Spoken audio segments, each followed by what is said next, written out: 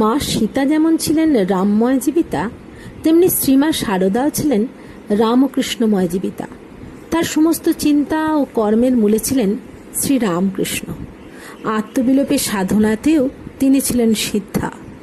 একবার জয়রামবাটি থেকে তিনি দক্ষিণেশ্বর এসেছেন শ্রীরামকৃষ্ণের কাছে। তখন সেই পথে যাতায়াত করতে অন্তত 3 দিন সময় লাগত।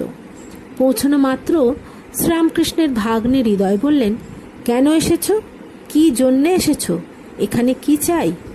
সেবার শ্রীরামকৃষ্ণ হৃদয়ের ভয়ে মুখ খুলতে পারেননি।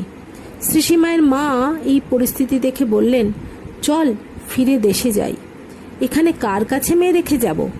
সত্যি সেদিন ফিরে গেলেন তারা, আবার 3 দিনের পথ উঁচিয়ে।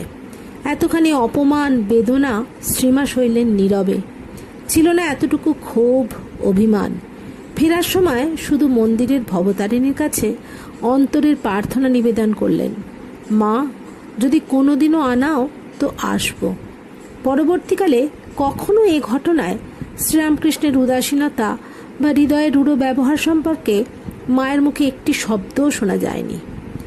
তার ভাষায় তিনি কারো দোষ দেখতে পারতেন না। তিনি বলতেন, ভালোবাসাই তো আমাদের আসল, ভালোবাসাতেই তো তার সংসার গড়ে উঠেছে।